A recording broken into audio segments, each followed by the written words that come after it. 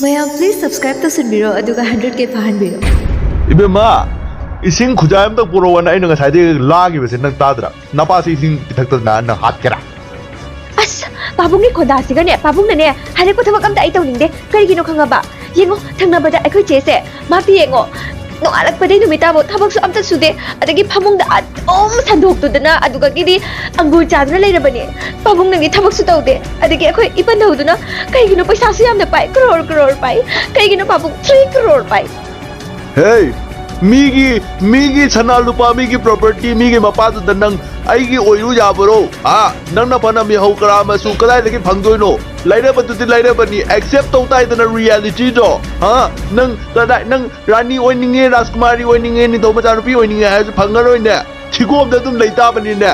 Nang laida bi chutan na bi minna inu bi. Yare babu, mayang pun naman naso. Napa mi mana dapat sige macam nupi ya na ibu dia. Nong na tu na kang ba. Hing mo da wari ba. Adu ki matak ta babung na munga si. Kani na babung na dobri base. Haujik babung na sana ro ini tabak su zaro. Ai ni na haujik ne. Isa na leng zaro ka angur jaru ke. Chale. Ibe ma, ai changni bini ko ayuk tagi karim charatri. Ai bu, ibe mana nuksibi tu na janbi tu na breakfast ab ta hon biro. Ai ki fast se break ta biro. Dia, nang itu bukan ada ha. Nanti, ay mau breakfast sama pang tadana. Ay utagi isi kada thaga. Lady bani khaya dana. Lady sudah na lady kan sida. Ay udah muni sale. Ay wala ni kene. Ay rum kara piwa. What's kara piwa? Ay breakfast sage. Ibe ma, thongju na lakpa changni bibo. Aduk phatta na tohoi dana tori dubo. Phatta boy gari na nangbo tohoi din hey. Ki bu kai bu yaw dra bani nangbo. Punsi sida. Awa bakakta. Phatta bakakta nang labani na. Amuk kari ano ba awaba pataba amuk kiru gani ha tako talo nang natakta duga yen din hey nang yen ne daw yaro nya Ibe ma paisa paibi angur chabi sak pajabi nagi na raw nubi pukpatabi se chakitang chage hairu babu tanduk pire ne nabuk se chakne bini kharamata chak jage breakfast kharata tau jage ne kharapibiyo angur do re sukai de Abok ti kari ki boy yun na janguri ba. Abok ti uba pangdro. Inaw na pito, kara ne, sakto king mani. Adagi, mabuk sukara patta ba ne. Mamit sukara septak tau ba ne. Haina ba ne, mamit sepati manung sukara sepi haina. Ado, abok kari gino, angur kiki pizza toy no. Abok kita magtati, dining table da phammaga. Kajana, mathil mo koy tau na pizza toy ne. Jango, abok jango.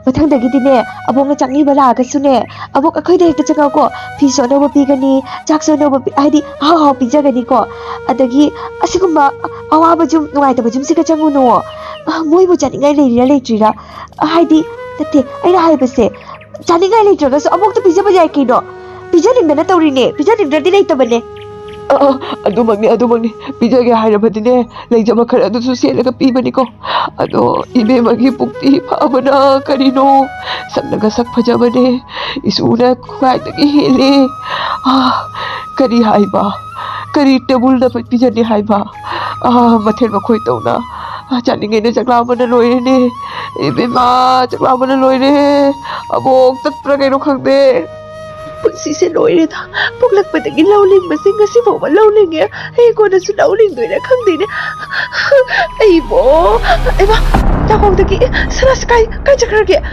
ꯏꯃꯥꯅ ꯄꯤꯔꯝꯕ ꯁꯅꯥ ꯑꯩꯃ ꯑꯩ ꯀꯃꯥꯏ ꯊꯤꯒꯅꯤ ꯏꯁꯤꯡ ꯃꯔꯛꯁꯤꯗ ꯇꯥꯁꯟꯈ꯭ꯔꯦꯅꯦ ay nupi mata nang natirido bukarina nanggi kani mangragene ꯑꯩꯒꯤ ꯏꯃꯥꯅ ꯄꯤꯔꯛꯄ ꯑꯩꯒꯤ ꯅꯥꯆꯣꯝꯅꯦ ꯏꯁꯤꯡꯁꯤꯗ ꯇꯥꯁꯟꯈ꯭ꯔꯦ ꯍꯥꯏꯕ ꯑꯩ ꯀꯃꯥꯏ ꯊꯤꯗꯣꯏꯅꯣ ꯁꯤꯕꯣ ꯑꯗꯨꯒꯤꯕꯨ ꯀꯞꯄ ꯍꯧꯅꯕ꯭ꯔꯥ ꯑꯩꯅ ꯍꯥꯏꯕ ꯋꯥꯁꯦ ꯇꯥꯎ ꯑꯩꯅ ꯊꯤꯕꯤꯔꯒ ꯄꯤꯔꯕꯗꯤ ꯅꯪ ꯑꯩꯕꯨ ꯅꯈꯣꯏꯒꯤ ꯅꯌꯨꯝꯗ ꯄꯨꯔꯒ ꯆꯠꯂꯨꯀꯣ ꯊꯤꯕꯤꯔꯒ ꯅꯪꯕꯨ ꯌꯨꯝꯗ ꯄꯨꯗꯣꯏꯕ ꯀꯩ ꯋꯥꯅꯣꯗ ꯅꯨꯡꯉꯥꯏꯅ ꯄꯨꯕꯤꯒꯦ ꯍꯣꯏ ꯄꯨꯒꯦ ꯅꯪꯅ ꯄꯨꯅꯤ ꯍꯥꯏꯔꯕꯅꯤꯅ ꯑꯩ ꯊꯤꯔꯒꯦꯀꯣ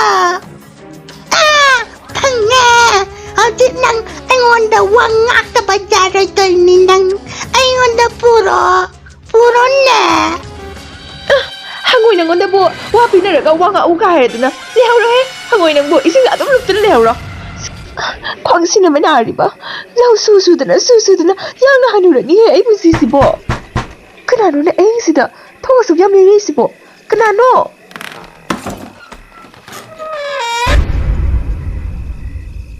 하이마 항오이 낭오이래 내가 말 라인 어코이다 Nang na aingonda nang na yung da pobini haidaka asibo pudare aingonda sana tialaga poli da lebak da kumdadana kokase cabut namdandana TV loiraga nang na aingonda ti ubitare nang na pia mawado nang na ngakdadana nang thak tauramle adudi nang apaba waitadara aingona hodi nang yung da lehallo kay naisibo 그나노네 해 바보 항오이니 가까이 라이노 ngasay ay na jomdo law subada takiba ising marakta aduda hangoi sina khunbirak ba adugini nangna pigiba wadudi nang napada tammo aduda aina makse ekoyumda pugani aina hakiba adu aina purakta dana bangoda adu thamame aduni babu 헤이 너는 거리기노 아두마이 떠리두보 나때 너게 아두법에 하루거니 헤이 너는 라이더리 베사 너는 와리 베사 두거니네 매 항오이드로 너게 사나루파도 TV를 삐라가 너는 와스 막대 하이 좀더 담모이다 보이 따르거디 담거니 하는 거리기 하이리 나 찐두나 아두 잠네 너는 나 찐도 거리기노 티리 두보 하 아이 왕아니데 부살로 항오이도 부살로 imongda changaga aingonda aoba pijauko ai chak lame 항오이는 뭐 가티나 제가가 내래도 상상지 도가 띵더라 파르고 자르죠 찔러 이몽세 띵더 강을 놓이려버네 그야들 누시레도 삐져 그만에 짜닝 모범도 삐져 헤이 줌다 락바 자하말 아수 이소니 라이막니에나 칸다나 마콩 잠비 콜피드나 삐자삐탁 떠우더나 떠우거다마닌 헤이 줌다 락바 미부 아두마이나 따티다 오이나 낭바 하우나데니 헤이 러 나 까이데 팜바 짜게 하브노 러 까리 짜닝이노 이빠삐게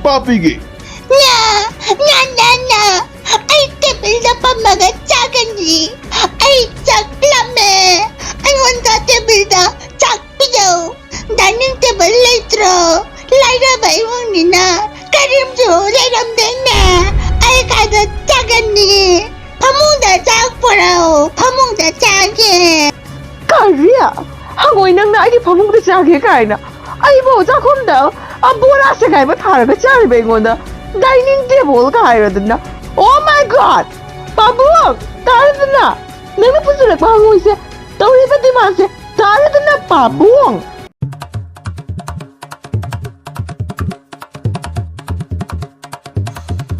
ai chawba loira banina tumage pamungda ngamoy lopatagi lakpa panaganna puri thumba hangoisibo aigi phamungda kari ka khan doino aidi yam hygienic dekha gedara babu hepan jadi babugi babu thai parucho 예, 야론네.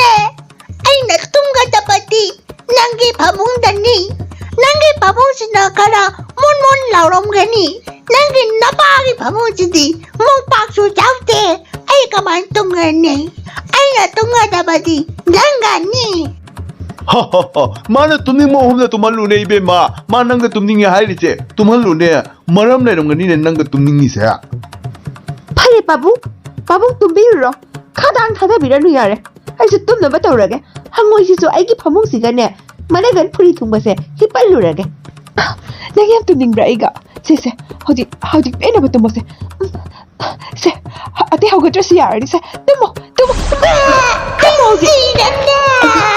시름네 그래 이나강이 두고 뽕시 아야 릴생보다 양 탱더라미네 뽕 아홉 달라미네 그라로네 그라로 아이바 항오이 됐으네 항오이 시험 나를 말리네 아이바 항오이 나를 낭보 아이 큰비게 항오이 낭 아이 큰비게 항오이 나 아이가 뿌나 또 먹고 또 누가이 되네 마사카세 로이 이때야 아이나 히닥스 때비라버니 파라니다 행동할 바보디 파라니 아이 노이나 좋아니다 세하고이세 둥수둥시바나 그이노니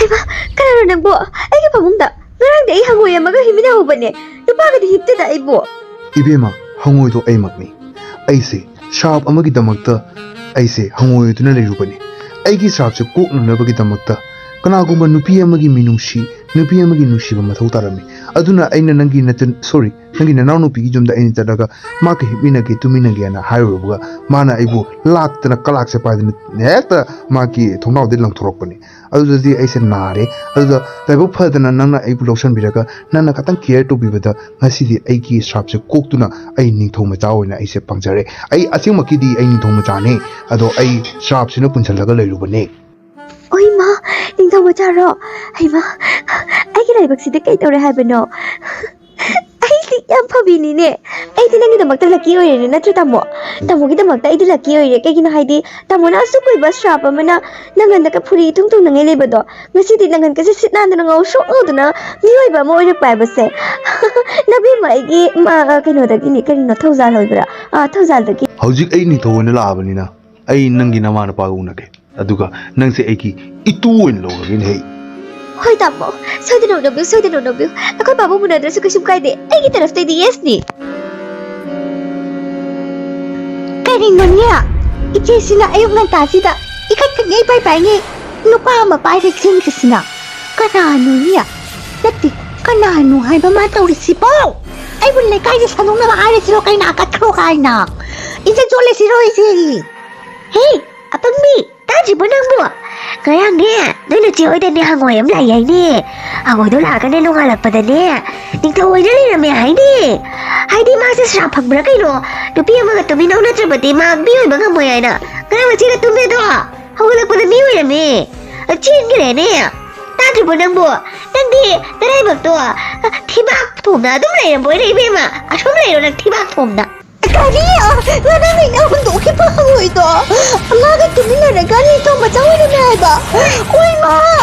Ay di kong si di. Ay di lang si di. Dito, Mili!